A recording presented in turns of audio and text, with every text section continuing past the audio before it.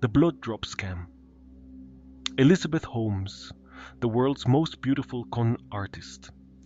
Legend has it that there are people who are exceptionally skilled at manipulating others' thoughts.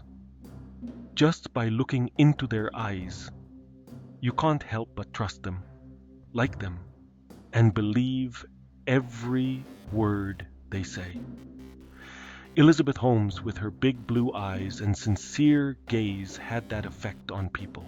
By her early 30s, she had built a company worth billions, amassed a personal fortune of $4.5 billion, and become one of the most sought-after female entrepreneurs in the United States and even the world. Her company, Theranos, was once the brightest star in Silicon Valley, promising to revolutionize global healthcare. However, for many, it became a nightmare of suicide, misdiagnosis, threats, and surveillance. Holmes, like a powerful sorcerer, hypnotized over 800 employees, her prestigious board of directors, the media, the world, and even herself, step by step. This woman, arguably the most beautiful con artist in the world, led everyone into her one drop of blood scam. In February 1984, little Holmes was born in Washington, D.C., into a very wealthy family. Her father was a former vice president at Enron. Yes, the infamous fraudulent company we talked about before. From the day she was born, Holmes had these big, innocent eyes that seemed to stare right through you. In 2002, at the age of 18, Holmes entered Stanford University, a world-renowned institution. During her freshman summer internship, she was exposed to blood testing. That's when an idea struck her. Why do we have to draw so much blood from patients every day? What if we could use just one drop of blood to test for all these diseases? Wow, that would be an amazing idea. Upon returning to Stanford, Holmes not only immersed herself in books, studies, and contemplation, but she also applied for a patent for real-time blood testing. It was brilliant. The idea was truly remarkable. With her beauty and intelligence, she couldn't bear to waste time just studying. So following in the footsteps of Silicon Valley giants like Steve Jobs, Bill Gates, and Mark Zuckerberg, Holmes dropped out of Stanford. Using her tuition money, she founded Theranos, a name that would be etched in the world's memory a decade later. At that time, Holmes was only 19 years old. Now, hearing this beginning, you might think it's another genius story, right? It's undeniable that Holmes was indeed brilliant. But among all her talents, one stood out: the ability to captivate hearts and minds. When Holmes first had this idea, she approached a medical school professor, passionately explaining her vision. Unfortunately, the professor, being an expert in the field, tried to reason with her. My dear, your idea is excellent, but theoretically it's practically impossible to achieve. However, Holmes refused to believe it. So she sought out Channing Robertson, the dean of Stanford School of Engineering. In their first meeting, she deployed her captivating charm. "Dean Robertson," she began, "every time we get our blood drawn, we have to endure that long needle piercing our arm, giving a whole vial of blood, paying a hefty fee, and then waiting for days to get the results. It's such a frightening and dreadful experience, isn't it? But imagine if we had a device where you could simply go to your local supermarket or pharmacy, have a tiny drop of blood taken from your fingertip, pay a few dollars, and get the results within hours. No more terrifying needles, no more agonizing waits, no more exorbitant costs. just smiles on people's faces. Wouldn't that be wonderful? That's what I'm striving to achieve. I want to change the world. Holmes, with her heartfelt plea and logical reasoning, moved Professor Channing deeply. "Go for it, my dear. Pursue your dreams," he exclaimed. The dean became the first member of Theranos' board of directors, introducing Holmes to numerous resources and investors. He repeatedly praised her as a genius. The first big fish was hooked. With the backing of Stanford's dean, Theranos' fundraising journey was remarkably smooth. Within a year, they effortlessly secured $6 million in initial funding. While Holmes' idea was groundbreaking, the reality was harsh. She faced two major obstacles. The first was heat dissipation. Each component and part of the device needed cooling, and this interaction could affect accuracy. The second challenge was the blood volume. Extracting so much data from a single drop of blood for multiple tests was scientifically impossible at the time. Faced with these mountains, Holmes needed a revolutionary breakthrough, a glimmer of hope to change the world. But she had ambition, immense ambition. In Silicon Valley, there's a prevailing ethos. Fake it till you make it. The idea is to sell the dream first, secure funding, and then scramble to make it a reality. If you waited to perfect everything before seeking investment, someone else would have already beaten you to it. Holmes, well versed in this philosophy, became a master at exaggeration. "You have to find what you truly love, just like Thomas Edison," she proclaimed. "This is our first generation blood testing prototype, and we call it Edison because we aim to change the world." Inspiring, isn't it? Let me tell you, Holmes' power of persuasion was extraordinary. The entire company was captivated by her enthusiasm. If you asked any executive or investor who had interacted with her, their feedback would be overwhelmingly positive. Sincere, intelligent, courageous, hardworking. Everyone believed that this young woman with wide, captivating eyes was going to change the world. Moreover, Silicon Valley was in the midst of a boom, with companies like Facebook, Twitter, and LinkedIn flourishing. No one wanted to miss out on the next Mark Zuckerberg, and with Holmes' unwavering confidence and persuasive charm, investors were practically throwing money at her. For the first 7 years of its existence, Theranos had no website, no product, just Holmes and her captivating gaze. Yet, based solely on that, they raised nearly $100 million in funding and attracted top talent in the medical field. All right, we've done the fake it part. Now it's time to make it. Of course, Holmes spared no effort in pressuring her technical team. Anyone who dared to question the feasibility, citing the laws of physics, was met with, "Ha ha ha, you lack the Silicon Valley spirit. We need people who believe in changing the world. We are going to change the world. You don't belong here," she'd declare. As you can imagine, the remaining employees were too scared to speak the truth. The fake it till you make it mentality, when applied to a healthcare company, has real-world consequences, dealing with actual patients and life or death situations. In 2010, 7 years after its inception, Theranos still hadn't produced a working prototype. Yet Holmes, eager to capitalize on her success, began pitching her miracle Edison blood testing device to major companies. Faced with such an enticing concept, And Holmes's persuasive charm, who could resist? Walgreens and Safeway, the giants of the pharmacy chain industry, extended their hands in partnership. Their executives, without even visiting Theranos' lab or seeing a working prototype, believed her based on a few simple reports, her words, and her captivating gaze.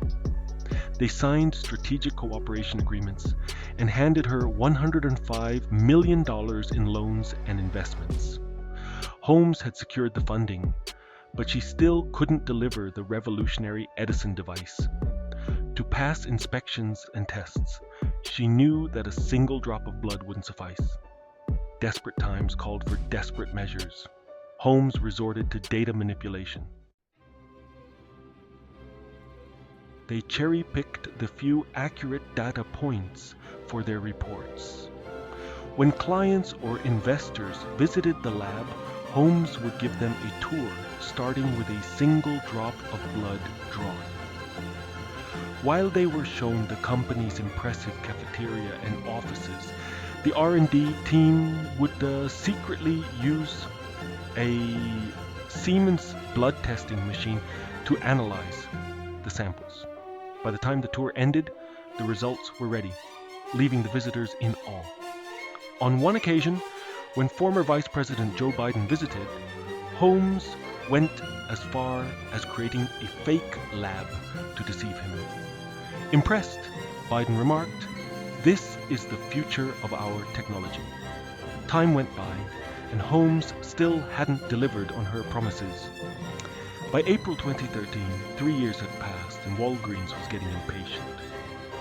Under immense pressure, Holmes made the decision to launch. Now, you might wonder, how could she launch without a product? How could she dare? Holmes claimed, "The machine is still under development, but we can already test the blood with just one drop." Upon receiving the blood samples, Holmes resorted to her old tricks. They'd used the Siemens machine to obtain about half of the required data points. However, the third-party machine couldn't possibly work with just a single drop of blood. So, what did Holmes do? She diluted the samples, essentially adding water.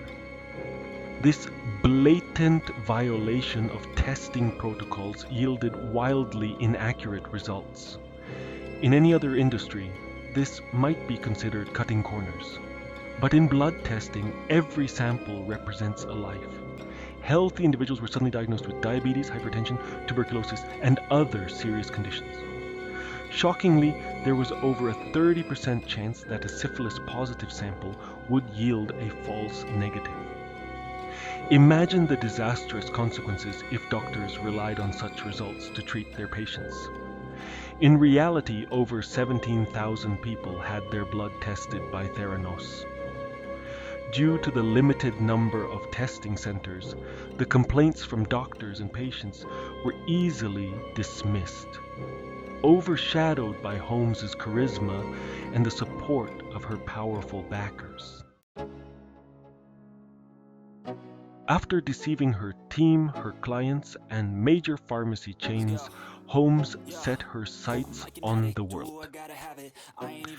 She knew that the Edison device was a sham, and she needed more funding.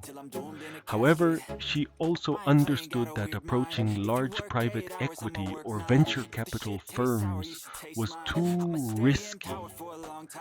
Their due diligence could uncover her web of lies. So Holmes strategically targeted successful older men.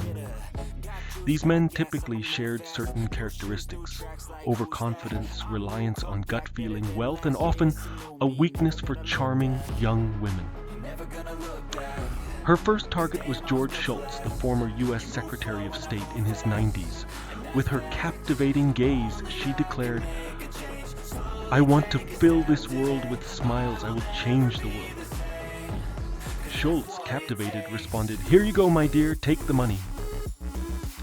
Next, she approached Rupert Murdoch, the media mogul, with the same line, "I'm gonna change the world." Once again, she secured $125 million. And she repeated this tactic with the Walton family, heirs to the Walmart fortune, and received another $125 million. In this manner, Holmes raised a staggering $700 million, boosting her company's valuation to $9 billion and her personal net worth to $4.5 billion. Some of these influential men, captivated by her charm, joined Theranos' board of directors. This dream team included a former U.S. Secretary of State, a former U.S. Secretary of Defense, two former U.S. senators, a former U.S. Navy admiral, a former U.S. Marine Corps general, and a former Wells Fargo chairman. It seemed that even the President of the United States would have to make way for a Theranos board meeting. With investors on board, it was time to conquer the media. And boy, did she have a story for them. A revolutionary concept, a noble goal, a legendary entrepreneurial journey, a dream team of board members all packaged with Holmes' youthful beauty and those captivating eyes. The media went into a frenzy, eager to cover the young woman poised to change the future.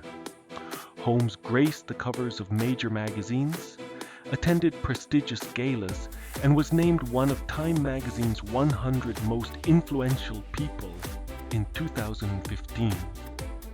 President Obama appointed her as the U.S. ambassador for global entrepreneurship. People began comparing her to Bill Gates and Steve Jobs. In fact, Holmes had always been a fan of Steve Jobs, to the point of emulating his signature black turtleneck attire. Her marketing team even hired Apple's former marketing agency, aiming to create a female Steve Jobs persona.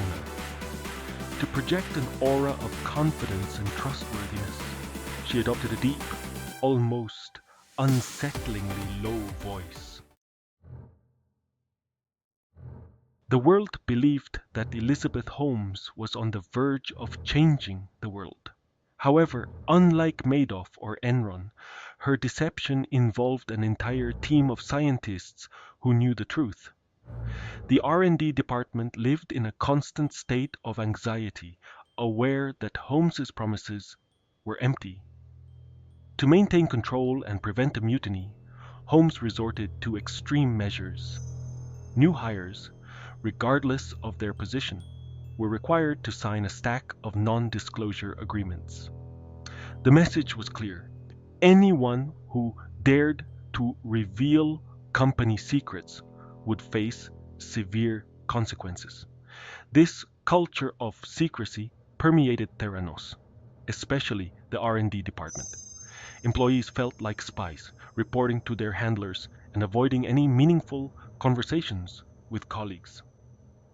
Holmes herself lived in fear, constantly looking over her shoulder. She surrounded herself with a 20-person security detail, installed bulletproof glass in her office, and, most importantly, assembled a formidable legal team. She hired the infamous David Boies, a lawyer known for his aggressive tactics, who had previously represented the U.S. Department of Justice in its antitrust case against Microsoft. Any employee who raised concerns was met with threats and intimidation from Boies. It's estimated that nearly a third of the $900 million Theranos raised went towards legal fees. Tragically, one scientist, torn between his conscience and the fear of retaliation, committed suicide. Driven by her ambition, Holmes had become a prisoner of her own lies. Despite her outward success and accolades, she was deeply troubled. Her only hope was to buy time and secure more funding through positive media coverage. But even the strictest internal controls, the most powerful board of directors, and the most widespread public support couldn't last forever. Someone would eventually question the narrative. And once the first crack appeared, the whole facade would crumble. In 2015, at the height of Holmes's fame, a Wall Street Journal reporter named John Carreyrou received a tip from a whistleblower and began investigating Theranos. As with any elaborate deception, once someone started digging, the inconsistencies became glaringly obvious. Dozens of former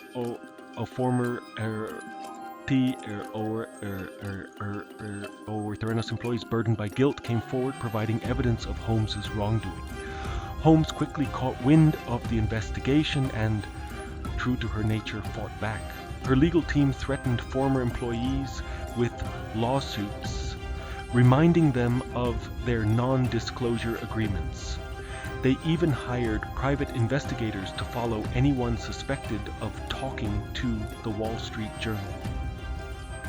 In a bold move, Holmes reached out to Rupert Murdoch, who owned the Wall Street Journal, hoping to quash the story.